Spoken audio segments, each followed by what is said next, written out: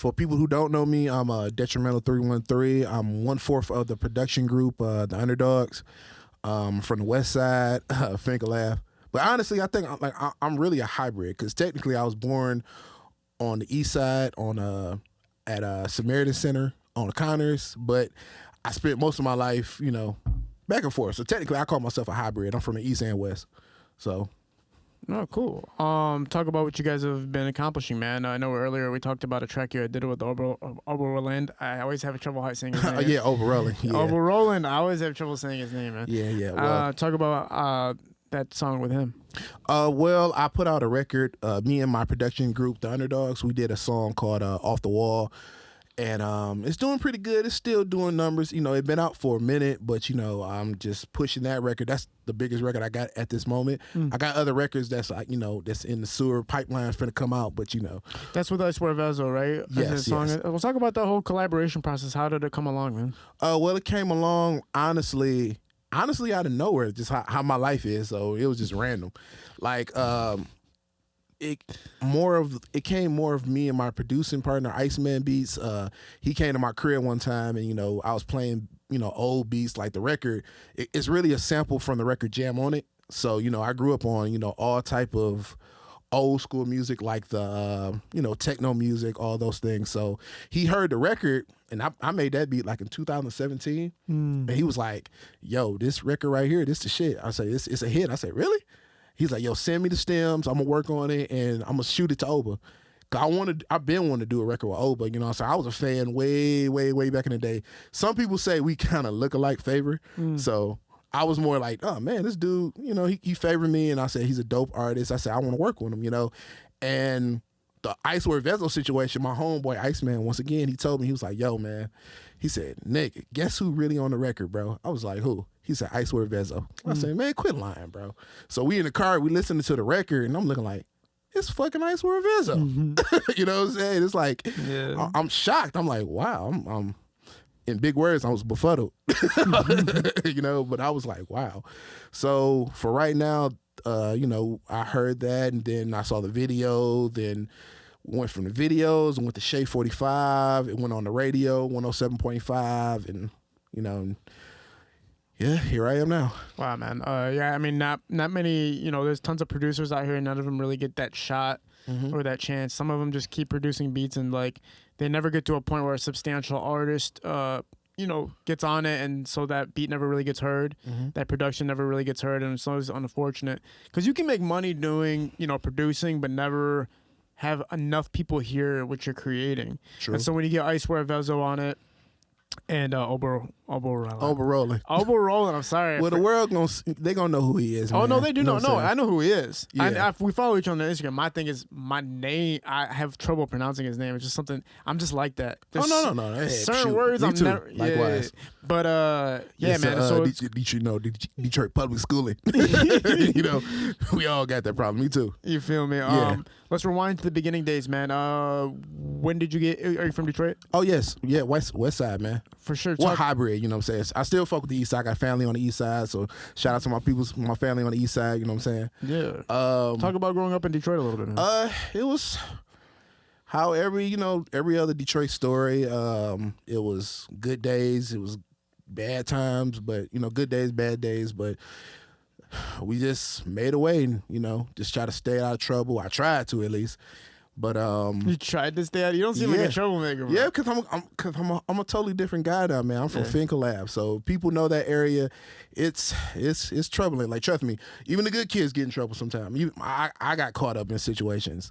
Yeah. So all I can say is I had God gave me a gift, so my family held me down, and they just showed me a better way. So I swayed away from, the situations I was into. And then, I got into music. So I've been doing, but I don't think you asked me that question. Like, no, we'll walk into it. Walk into it. Yeah, walk into it. This is my first interview, man. No, you're good. I'm a little nervous, man. But no, you're good. Yes, I've been doing music since I was, actually my whole life. Coincidentally, my mom told me that I've been playing the guitar. She said, you played the guitar when you was 5. And I'm like, why you ain't tell me this? She told me this when I was like 14, 15. I'm looking like, why you ain't tell me this now? She's like, I didn't know. You just picked up your uncle's guitar. You heard whatever the song was on the radio, and you played it. And the crazy part is, I don't know how to play the guitar. Man. Like, that's some ill shit. I was like, yeah. Man. That's how I know it's a higher power, man. Woo! Yeah, it's crazy, man. Some people just have entertainment in their blood, whether it's making music or making movies or just making whatever the hell it is that's creative output into the world. And if music was in your blood at that age, I mean, it shows how you got to the point you got till now. I mean, when it's in your blood, there's no stopping it for real, right? True. Talk about the first days of taking it from amateur to professional. Okay, well, I got to take it back to like 04, 05. This is before Pro Tools, and this before I had the studio equipment I have now. My mother, she went to Media Play. Do you remember Media Play? Mm-mm. Yeah, that's a long time ago. That was like they used to sell books and they used to sell like little keyboards. So my mom, she saw me. I was getting in trouble. I was like, robbing and shit like that. So my mom was like, "Oh no. I'm gonna get you into something. Like, what you into?" I wasn't really into sports like that. So my mom was like, "What you like?" I said, "I like music." So she bought me a keyboard, $300 keyboard. I still got to this day. And I was like, I started learning, listening to songs on the radio, start playing records like Oh Boy. That was like the first record I learned how to play. Then what was the other? Rough Riders Anthem, just one key at a time, and I started learning. And like, I'm still not like piano-ly, like I'm a Mozart or some shit like that, but I could play a little bit, Some of it was on my Instagram. I played a little bit. I ain't the best, but I started off with that, and then I went from little small Casio keyboards to Fruity Loops, and from Fruity Loops I went to drum machines, and from drum machines I went to Pro Tools, and I do everything. I'm a master of everything at this moment. Oh, very cool, man. When you decided to take it professionally, did you kind of put everything else to the side, or do you still have to maintain a job, or like how did that work? Oh yeah, I'm still working. You know what I'm saying? Like, hey man, I'm not rich, man. Like I told you before, my cousins, they think I'm doing this interview. They're like, "Oh man, you made it, baby." I'm like, "Nah, man, I still gotta go to work." Yeah, you know what I'm saying? I still gotta, take care of things until a better opportunity comes. Then I won't have to do those things. So till then, I gotta work, man. Like that's what the issue I feel about Detroit, period. Everybody see the music and they think, oh, I got to sling a bag, I got to do this and do that. The real situations is the guys that you see like actually rapping that lifestyle, it's a facade, man. It's like, it's kind of like, because I've been in studio sessions with certain artists, I'm not going to say their names, and it's like, you be like, damn, man, I just seen them in the Benz, but you see them coming out, they in a minivan and shit like that, you know what I'm saying? I'm like, dog, I thought you had a Rolls Royce in the video, you know what I'm saying? It's kind of like, remember the Wizard of Oz? Yeah. You know how everybody was looking at the big-ass Wiz, but it's like somebody behind the curtains. Yeah. That's how the industry is. And everybody thinking, oh, you doing music, oh, that means you making money. You're making somewhat money, but if you understand the business and understanding streaming platforms and things of that nature, you got to understand that you're not going to make the money you're supposed to be making. No. You know what I'm saying? We're in the Chuck Berry days of making music. It's like you're making 10 cents a stream every time they play the record. You know what I'm saying? Not even, bro. If that, yeah. Like 10th of a cent. Tenth of a cent. Yeah. Like, motherfucker, I seen I remember, what was that shit? CD Baby? Yeah. Motherfucker told me, they emailed me. They was like, oh, yeah, we got some money for you. I was like, really? I'm like, oh, shit, we in the money. That shit came up to $1.04. Yeah, man. I was like, motherfucker, because the crazy part was they like, the little alerts you get on your phone. It was like 4 alerts. So I'm looking like, what the fuck? Oh, yeah, we got money for you, man. $1. $1.04. Yeah. I had to post it on my Instagram. I was like, man, it's crazy.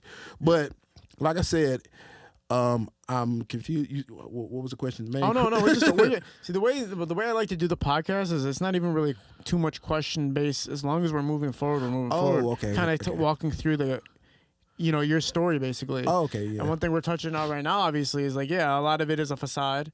Mm-hmm. And I get why it's a facade. You got to kind of fake it till you make it. You got to kind of put on this presentation that you have it all together. Yeah. You got the jewelries, you got the girls, Mm-hmm. you got everything working out for you. But when you actually get to meet some rappers in real life, obviously it's not totally the circumstance. Some True. of them don't have the stuff that's in the music videos and stuff like that, which I never understood, because I would rather see somebody feel like they're going through the struggle and get to the success versus seeing them successful from the beginning. And it's like, well, I'm listening to your story now. Like I don't get it. Like, what I want to watch the beginning process of you building yourself. Every great movie starts off with the actor at his lowest. Exactly. And they build their way to the top, or they find a transformation point. So some of these rappers come out the gate with the jewels and all that stuff. It's like, damn, it looks like you already made it. I kind of want to hear the struggle part, because what else? I mean, it's cool to talk about certain shit, I get it, but at the same time, I like the struggle talk more than anything else. Exactly, and that's what type of music I like. Yeah. I like the DMXs. I like Jay-Z's and all those guys that were talking about, like, okay, I may have the money now, but I wasn't always rich. Yeah. Like when DMX, like that's like, he's one of my favorite artists because he talked about realities. You know what I'm saying? Even though he was fighting his demons, but you got to understand, this is DMX. He sold more more copies of music than Jay-Z at one point. Man. But he still was talking about the struggle. He still was talking about, hey, I'm still fighting demons. And those are the type of artists I like. You know what I'm saying? Like, don't get it twisted. I love the new artists, how the way they do music and how the way they say certain things to their, to their songs. But the issue is, okay, you're talking about how much money you're making, how much dope you selling, how many bitches you fucking, but talk about the other side to it. Talk about how you can get raided. Talk about how your girl can fuck off on another dude while you locked up. You know what I'm saying? Talk about that type of pain. You know what I'm saying? Things that are relatable to, the everyday working man or the everyday working person. Yeah. You know what I'm saying? Talk about like what's going on. You know what I'm saying? Don't get it twisted. Certain people have their demographic. Like, and that's in any market. So you have to just work on, you know what I'm saying? Like, you're selling music to the inner city. Talk about the inner city problems that's going on in the city. That's it. Yeah. I mean, it's not like people don't want to hear that. You know what I'm saying? I don't know. It's just interesting, man. It is an interesting time because the rappers I grew up with listening to in the 90s, that's how it was. Exactly how you just said it. From, the mud to some type of success to major. Biggie, I think Biggie Smalls is the prime example. Notorious B.I.G. coming out with songs about trapping, coming out with songs about how he had to get by doing deals and shit like that and living in the streets. And then, Juicy came out.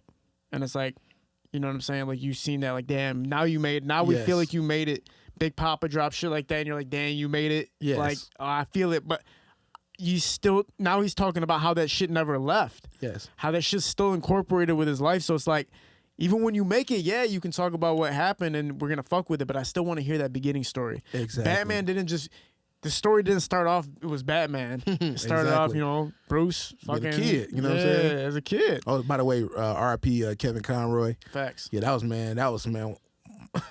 Yeah, that kind of hurt a little bit, man. Cause my peoples, they DM me. They was like, my childhood is dead. I said, what? He was like, yeah, man, Batman died. I said, Batman? Yeah. I was like, I thought he already died. I'm thinking about, what's his name? No, the one that was in the 60s. Oh, Billy West. Yeah, Adam West. I was like, Adam West already passed already. He like, no, Kevin Conroy. I'm like, really? I was like, oh, man, that was my guy, man. I was born in 89, so, I was watching that as a youngster, so. That's the cartoon voiceover, right? Yep. Yeah. He was still doing it until he passed, because they said he passed from cancer or something like that. Oh, man, yeah. Yeah, man, it's crazy when you lose people that you've been paying attention to all your life. Mm-hmm. I think one of the craziest ones to me was Ray Liotta was crazy. Oh, man. From Goodfellas. Man, that's one of my favorite movies, man. That's like top 5, one of my favorite movies of all time. Same here, man. Like, I would watch that. I don't care where I'm at. I could be at the bar. I would just be watching the movie knowing it line for line. Same here, man. Literally, Goodfellas is top 5 for me. But like when Ray died, I was like, that was like another person that was a crazy death was Norm Macdonald. Oh yeah, hey man. Whew. Yeah, I'm hip to Norm Macdonald. Norm Macdonald, I like awkward humor. Yeah. So his awkward humor is like he'll just say something and just like da da da da. Yeah. Yeah. We're like, yeah, and that's why he has cancer. We like, what the fuck? Yeah, he didn't. Norm Macdonald didn't even tell anybody he was dying until he died, and then everybody's like, oh shit, he had cancer. Like, it was part of his joke for his death, I guess, where like to surprise everybody. So I was like, damn, man, you were really joking even after you died. That's legendary. You know what that remind me of? Do you listen to who MF Doom is? Yeah, of course. Okay, MF Doom. He technically he died early January, but they announced his death on Halloween. Yeah. So I was like, it's like a mind fuck. Like, hold on, like what? It was more, yeah, you know what I'm saying? It was like what? So it was like, imagine that. Like, imagine like, God forbid, knock on some wood or something. You know what I'm saying? God forbid you pass, right? Yeah. And nobody know. Nobody know, not even your family. And they'd just be like, okay, it's Christmas time. You know what I'm saying? Yeah, I'm dead. I'm like, wait, what? How did I wonder how that happened. That's so weird. Like how and that's the crazy part. They don't say how he died. They don't say nothing. It's just. Oh yeah, he was. Dude, you know who was another person that died that was crazy? That childhood was Bob Saget. Saget. I still can't believe Bob Saget's dead, bro. I still can't believe Bob Saget's gone, man. That stuff's like, if you think about Bob Saget being gone, it's like, nah, he's still alive. Nah, he's gone. But how the way he died was crazy though. He's like slipped in his hotel room and hit his head, and then he was good, and then he just had an aneurysm in his head and died. Man, isn't that crazy, bro? Yes, you could get hit on your head and go to bed. Like you always see. I got hit on my head one time, like a year ago, and I went to the hospital after because I had a concussion when it happened. And I was like, I asked the doctor, I was like, so is there a chance of me dying in my sleep? And he's like, nah. I was like, don't you have to do scans? Like, how do you know something's not going on in my head? I'm gonna die. No, he's you good. He's like, yeah. He's like, no, you're good. You wouldn't have to do no tests. I'm like, I was scared. I'm like, I don't trust you. But then he was like, if you're gonna notice symptoms like within an hour or 2 hours. He's like, most people when they fall on their head, if they go to bed, if they created damage and went to bed within 30 minutes, they don't notice those symptoms happening while they're sleeping and then they die. He's like, but if you stay awake for a few hours, you're gonna notice all these crazy ass symptoms and then you're gonna go to the hospital. Don't go to sleep. You know that's ill. Yeah, so That's if you hit your way to head, go, don't go to man. bed after. Pretty much, wait like 3-4 hours before you go to bed. Fuck around me in the dream, you talking to your fucking grandparents and shit. Like, Grandma, what you doing here? Hey, what you doing here? That must be the worst, dude. Dying and not knowing you're dead until you're in heaven already. Like, Yeah. damn. Seen all the dead homies. Be like, Yeah. Man. Like, hold up. Biggie? Tupac? What the fuck y'all doing? Fuck around jamming to a Tupac concert. Like, Yeah. like, hold on. Whoa. It sound like acoustics is really good in this motherfucker. So walk us through again, man. Like, so when you're making the music, you're upgrading your, software that you're using. You're upgrading the computer systems you're using, everything you're using. When do you start seeing some type of success or return from what you're doing? Well, I started to get into social media more because when I was younger, I wasn't trying to get into social media. I'm like, man, that's some corny shit, man. I'm like, man, I'm gonna get it out the mud. I'm gonna get it by myself. But then I started to realize that you can't really do it by yourself. Yeah. You gotta have help. So when I started connecting with certain artists, actually, is it cool? Like at the end of this interview, I shout out, some certain people. Of course. All right. One of the people that I collabed with it was a production group called the Nobodies. And they reached out to me because they heard some beats I put on YouTube. No, it was on Facebook when they started to put videos out. So I started, playing little beats. Was okay, but they liked it enough. They was like, hey man, let's collab. And I was like, okay, cool. So I started getting a little traction with that, and then I started getting on other social medias like Twitter, Instagram, and Instagram really helped me out. Because, I have a little bit of social anxiety, a little bit, to a certain degree. And I started, reaching out to certain artists and, don't get it twisted. Some, they hold me. Some of them did. They was like, oh, you ain't nobody. Who is you? I'm like, I'm me. Anytime they was hitting me up like, who are you supposed to be? What song did you do? I said, I'm getting my feet out here. You know what I'm saying? And they was kind of playing me to the side. And I was like, okay, cool. I know that's part of the game. So, you know what I'm saying? So I was, going through that little situation and, pursuing, going further and further, putting my music out on social media and stories. And then to answer your question, how I know that it was working was I used to, when stories started working on Instagram, I used to put my previews, my beats on there, and people used to steal them and make their own beats to those songs. So I'd be like, oh, it must be working. It must be something. Yeah. It must be something. You know what I'm saying? So that was one thing that was telling me like, oh, I guess my music is working, but it is what it is. It's part of the game. It's hard, man, as producers or anything that you do in the industry, man. Like, they have the BMIs now, I think they're called. Oh, yeah, that's why I have BMI. It's publishing, yes. Yeah, talk about that process and learning, like, how to start making sure that your stuff is yours and nobody can touch it. Okay, well, I learned about publishing from my homeboy Killer B, Detroit Killer B. He did records for Doughboy Cash Out. Like, he did My Turn for Big Keys. Mm-hmm. Me and him started collabing, and then he telling me, he's like, all right, your beats are sweet, bro, but he said you got to learn the business. And he said you got to learn about publishing, splits, split sheets, and things like that. And that's what the young kids need to learn. The music, if you're talented, your music is going to stand out. It's going to, period. You got to learn the business. That's why they're together. Music, business. If you got the music down packed, that's cool. You got to learn the business. Yes. And when you get the business down, that's when more money comes in, because people understand that, oh, he's about his business, and they're gonna go from there. Don't get it twisted. Some people, they're gonna fuck you over because they're gonna be like, oh, he don't know the business, so I can sign him to my publishing company, and I can make whatever money he makes is mine. You know what I'm saying? Like some Diddy shit. You know what I'm saying? That's what Diddy been doing forever. So everybody been taking that practice for the longest. That's why Chuck Berry and all them was freaking doing music until they was like 80-something years old and penniless. You know what I'm saying? Because the record companies took their music and was making money from it. Hold up, excuse me. Sorry. Oh, yeah, do you think? Sorry about that. Oh, you're good, man. People still hit me up. See? Yeah, you Like, good. man, you made it, baby. Yeah. Hold on, one second. It's funny as fuck. No, let me turn this bug off. Oh, you're good. Sorry about that. Oh, you're good, man. Man. That is hilarious. That was funny. But yeah, like I said, so you just got to learn the business, because when you learn the business, everything else is down packed. Like, I know my talent, so I know that my talent and my skill set, I know what I can do. So I just got to learn. Don't get it twisted. I'm still learning, because it's always a learning curve to anything you do.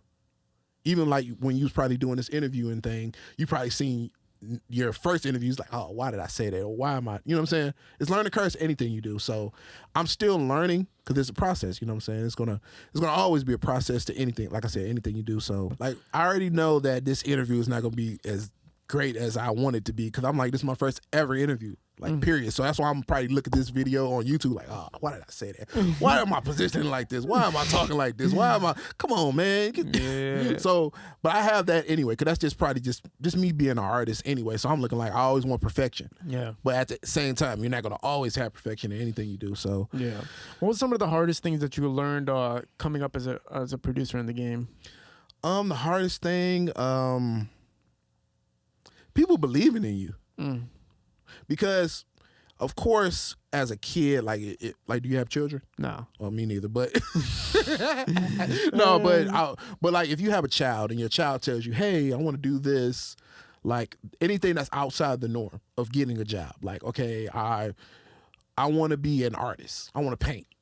You probably look at that like, you know what? You're not really gonna make that much money into that, because you got to have certain things. You're in the inner city, you want to be a painter. It's like, dude, like, come on. So you want your child to do something just to make sure he makes money. So when I told my parents I wanted to do music, they supported me, of course, but at the same time they still was like, well, the plant hiring. Yeah. So it's like, don't get it twisted, they believed in me, and that's why I'm always love them, like, forever. But and then family members, they was telling me the same thing, like, oh man, it's this, you should do this, you should do that. But I feel like, to answer your question, just people believing in you, and then when they see the work, and then they're like, oh wow, it's a possibility it can happen.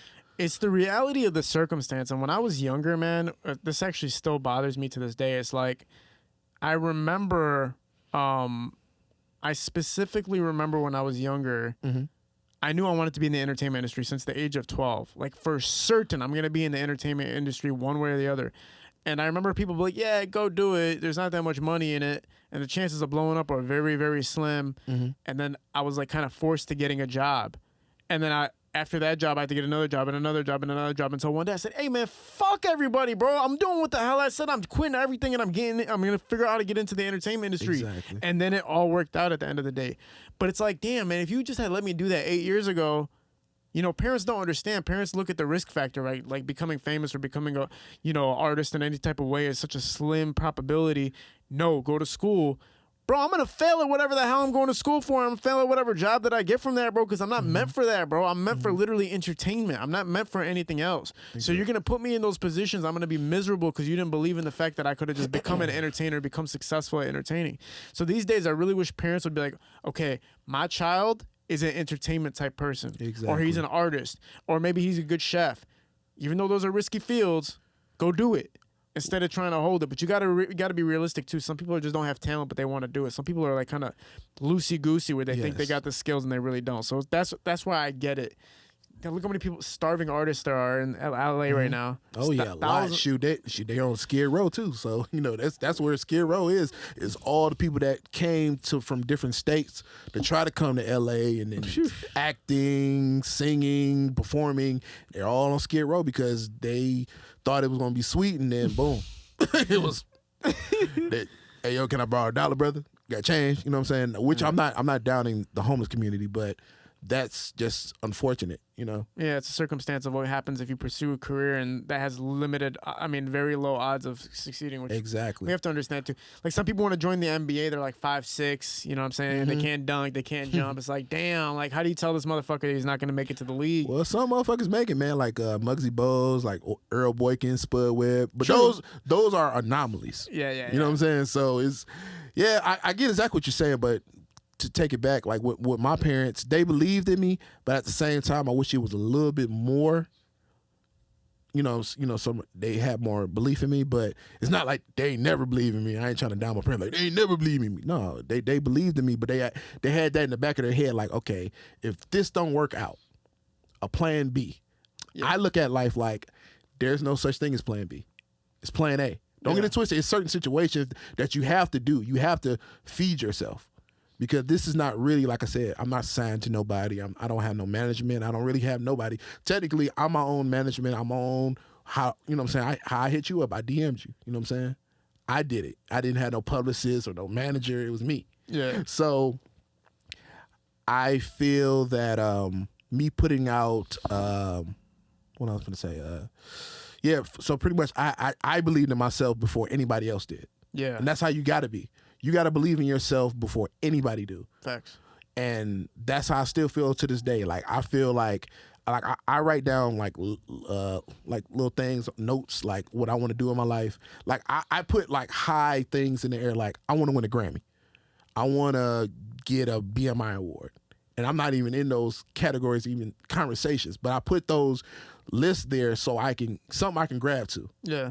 I got little small other lists like I want to get a song on the radio. I did that already. Or I want to get a placement with a big artist. I did that already. Yeah. So I have those little lists. But the main list, you always got to have a goals, that surpass what's going on with you right now. Yeah. We were just talking about how Jim Carrey wrote himself a check for $1 million before he became famous. It's like, you got to set those goals, man.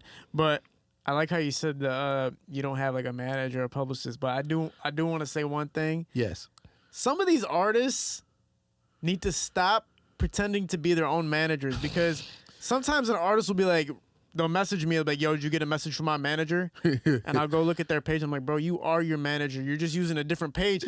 Why are you acting like you got a manager when you don't got a manager just to message me saying that you're somebody's manager? That's the most embarrassing thing. I'll figure out later, like, bro, that's your page too? Yeah. So you're pretending to be your own manager with a different account just so you can act like you're somebody to reach out to me? Like, come on, bro. Like, what kind of...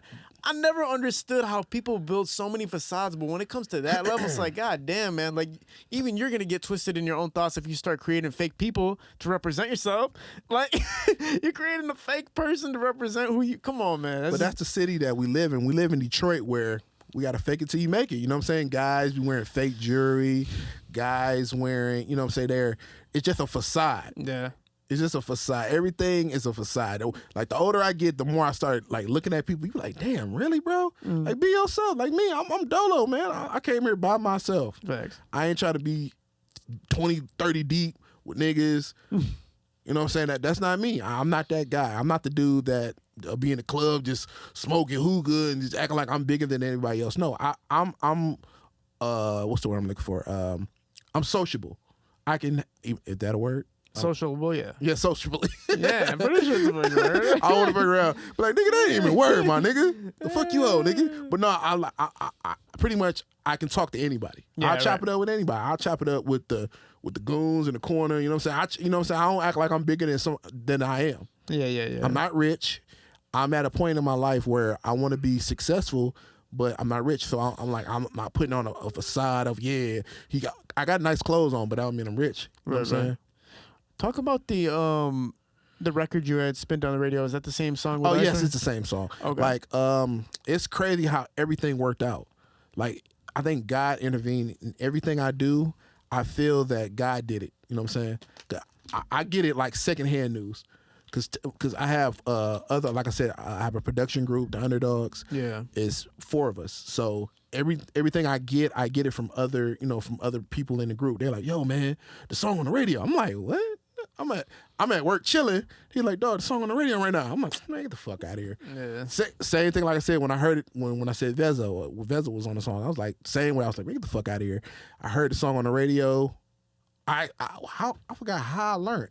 I think I went to like a radio in the job or something, and I heard it. Yeah. And I was like, wow, that's crazy. Mm. And then, but the crazy part is, Sale, shout out to Sale, that's my guy. He said the wrong producer name. Oh man. He was like DJ Limelight. Shout out to DJ Limelight. I was like, no, not DJ Limelight. The Underdogs, man. Yeah. But it was all good. As long as the song got on the radio, hey, it doesn't matter. Oh yeah, I feel you on that. Yeah, that sucks, man. It's like that was your moment for a second. And And that was like, yeah. Yeah. It's kind of like how you grew I up. remember that happened to me one time. One time somebody was presenting some type of like podcasting award. And the person was like, all right, and this one goes to Kid I. And I was Kid like, motherfucker. Kid L, man. I was like, come on, man. You don't see this L right here? And people, like, sometimes I'll be going to the mall and shit. And somebody will come up like, oh, man, you Kid L. I'm like, yeah, man. And then he'd be like, yo, he'll turn to his friends, like, yo, it's Kid L. And his friends don't know who I am, so they'll be like, who the fuck is that? So I'm like, why don't do that, man? Listen, just because you know me doesn't mean everybody else in your circle knows. You don't know who that is. It's Kid L, baby. Now you just, Kid L. Like, Nigga, you just feel embarrassed, though. You're just sitting there like, damn, bro. Like, this is kind of awkward. Now I got to explain to them who I am. Like, or are you going to do that for me? Like, who's going to explain to him who? And then, like, and then the motherfucker doesn't give a fuck. So why? When you approach somebody, man, you don't got to tell everybody else who somebody is, bro. Exactly. If they know who they are, they're going to recognize it, and you just leave it there. Talk about some other your tracks that popped off for you, some other tracks that you had on the record, man, that you're kind of proud about. Oh, well, some of my records are like underground right now. So I have records with actually like a lot of underground artists. Shout out to Skylar Blue Azuri. Shout out to FWG Rose. Shout out to who else? Street Life VS and his son, Little Street Life VS. So it's more on the underground, which I like. I love underground music. So that's the rawest shit ever. You know what I'm saying? So, to this day, like, I love underground music. I like the songs on the radio, but the underground records was popping. Because my first placement that I got with my production group, the Underdogs, we did a song called Put It on the Line. And it was with Backdoor Lil Joe, East Warren E-Way, and Sweet Lou. Sweet Lou, he did songs with Payroll. Actually, he was on that 41P album. So, so most of my songs, I ain't really like I said, I'm starting off. Most of my songs is underground. So, like, the biggest song I got right now is the Open Rolling record. Cool. So, how many tracks do you think you've produced so far? So far, that came out. About good 4 or 5. So you have 4 or 5 songs produced. How many beats have you made, or how many things have you created? How many I did? Over like 20 or 30 records. Okay, so you made about 20, 30 beats or 20? Yeah, 20, 30 songs, but songs never came out because, for various reasons, man. So you're roughly new to producing, pretty much. Yes, yes. So I'm up becoming a producer, yes. So what have you been doing before? What were you doing before that as far as music? Were you involved in the music scene at all? I was always in the background. So I wasn't a dude that was like, yeah, man, I'm taking a picture. No, I was a dude in the background while they was taking the picture. Yeah. I was that guy. They make you take the picture, tell you shit. No, I was just near the cameraman. I'm like, nah, hell no, I ain't never that dude. Like, hell no. Man, I remember when I went from the days of like people used to walk up to me with their phone and be like, yo, can you take a picture for us? And I used to take the phone and take the picture for the people. And then like out of nowhere, people like, yo, can you take the picture? And take a picture. And I was like, yeah. And I would take their phone and be like, what are you doing? You got to be in the picture. And I'm like, what the fuck? What are you talking? You want me in a picture? Oh, wow. So I'd be sitting there like, and you still kind of like sit there and go like, damn, like, it's crazy. It's crazy the transition that happens, and you're gonna feel it too. Mm-hmm. The bigger you get, it's like people will start treating you with more respect the more you accomplish in the industry. Mm-hmm. And I do kind of like that. I do kind of like that you kind of gotta earn your rep as a whatever you do, as you're a producer, your artist, whatever. Like, I was always the motherfucker in the background of the background of the background of the background. Mm-hmm. You know what I'm saying? And I never really had a problem with it because I liked the fact that I was building something bigger. Yes. You know what I'm saying? Like it Yes. wasn't just like this is about me. It was like, even if I did a little thing to help something become better, then I'm happy with that. Yeah, and that's how I feel. Like, I don't really want to be in the limelight. I'm gonna be honest with you. Like, people was hitting me up like, man, you should do interviews and stuff. I'm like, dude, I'm not really the interview guy. You know what I'm saying? I'd rather organically just do music, stay in the background, man. Yeah. I don't want to be the big guy. Of course, I would love to work with, artists like, that's in the industry, but I'd rather stay in the background, man. You know what I'm saying? Like, remember when her was starting off, you never seen her face. Even her debut album, it was like a silhouette of her. Yeah, right. It wasn't her. Yeah. No pun intended. But all I'm saying is I always wanted to be that guy. 'Cause I want to have the comfortability to just walk through my hood. Some artists don't have that luxury unless you have bodyguards and things like that. It's like I would rather just walk down my neighborhood, give me a little big hug juice, you know what I'm saying? Yeah. You know what I'm saying? I still drink those. Little hot fries, you know what I'm saying? I'm still from the way. But, Yeah, man. So I would want to do that. I really don't want to be the big guy, but I want to show my face more so I can make, have more business, show the business side to it. So yeah, personality is a part of the product. Right? yeah, I got to get out of my comfort zone. That's usually why I like I just told what's my man Nick. right here, Nick. I told Nick, what I'm saying, I meditate now, so I'm trying to get out of my comfort zone. Because you always got to stay, get out your comfort zone, because if you're in your comfort zone, you're going to stay there. Yeah. So I was like, that's why I meditate, I read. So I'm into, the book I'm reading now is The Outliers by Malcolm Gladwell. So it talks about like you're born to be successful. Right. But it's just up to you to put the work in. Yeah. So like me doing this interview right here is me putting the work in. Yes. And like I said, so that's for sure, man. That's a part of the process, right? Like, at the end of the day, you start somewhere and you do all the right things, and the right things happen to you. Like, all these artists, like, they don't want to invest in themselves and market themselves and get their faces on camera and stuff like that. It's like, all right, bro, if you're not going to really invest in yourself, then you're going to stay in the same exact spot that you're sitting right now. Unless you want to do the gamble thing of blowing up off TikTok, which is, again, just like the lottery, super, super, super rare. You got to start putting money into your career, or else nothing will happen. See how much money I put into marketing every month. People, likewise. Man, sometimes you don't see a return that month, but then 2 months later, you see a return. You see like, oh, damn, I'm getting more of a bigger fan base. I'm getting more clientele. I'm getting more bookings. So you have to invest in yourself at all costs. If you're not, some president said the best thing about that. He said, the moment you stop investing in your business is the moment time freezes for your business. Exactly. It does not move forward, not even 1 second forward. So I like that you're doing that, man. You're investing in yourself and doing stuff. You're doing stuff the right way if this is how you're moving. Oh, thank you. Do you consider yourself a music connoisseur? Oh yeah, man. I'm a music head. Actually, I'm everything, man. I'm a geek at times. You know what I'm saying? I'm into like, I can go like Marvel shit with you. Marvel, and then I'm into music. I can go as far with music as Billie Holiday. Wow, damn. Because that's what my parents, my grandparents, they played all those records around me. Fats Domino, Jackie Wilson and all those records. And, I can go even farther like with Detroit music, with the techno music. Yeah. Because I grew up on that, you know what I'm saying?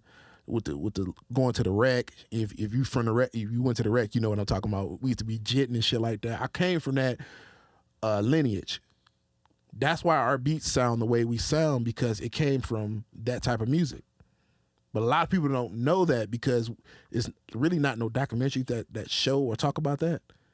But to answer your question, I am a music connoisseur. Well, talk about that. So you're saying Detroit music originated from, the sound kind of originated from where? Well, it's here, even the techno sound. The techno sound really came from here. And then it's kind of weird. It went from here to Europe. It was kind of back and forth, because we was listening, I was listening to, what is them dudes' name? Them European dudes. Why am I going blank right now?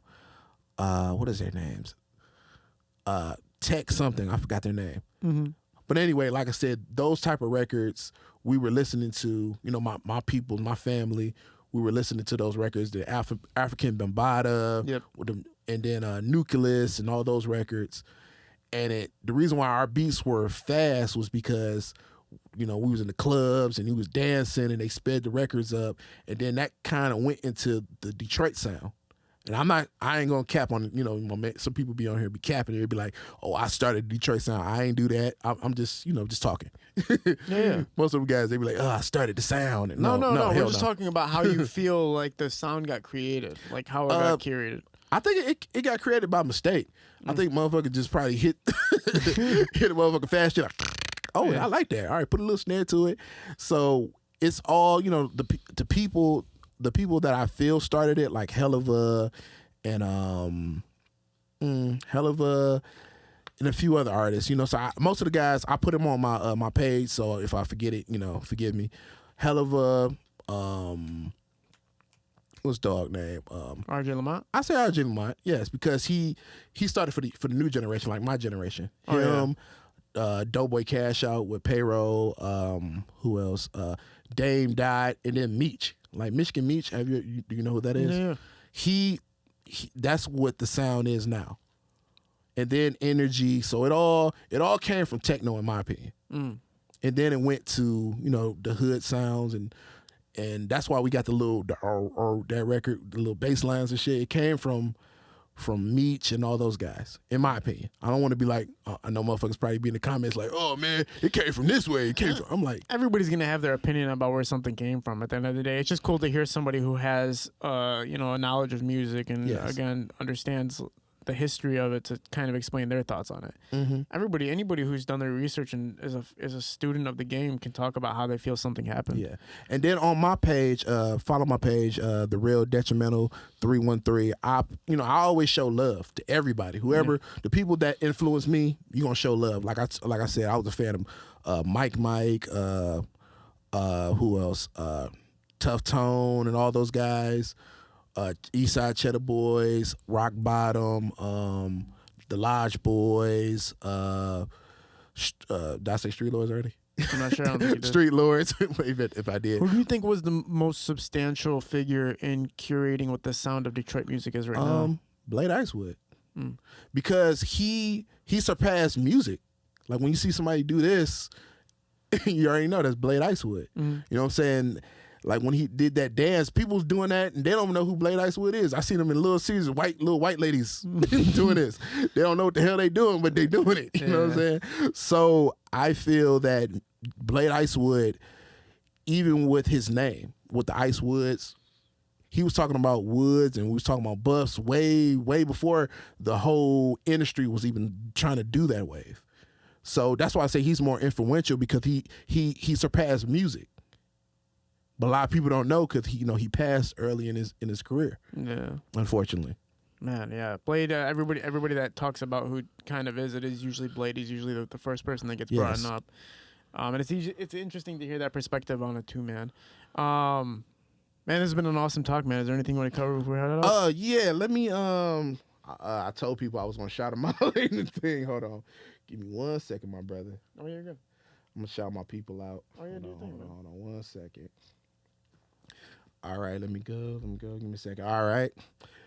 Look, I even said it. Special thanks to Kid L. Interview. All right. First thing first, I'd like to thank God for even putting breath in my body to even be here. Because I went through a lot. I went through a whole lot.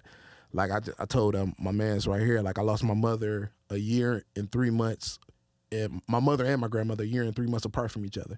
Sorry. And then I lost a record deal, and it was just really bad. What record deal did you lose? I had a deal in Atlanta with an artist or a producer I'm still cool with. I don't want to, blow the spot up. But I had a deal with that, and that went through because, they passed, and I had to take care of my family.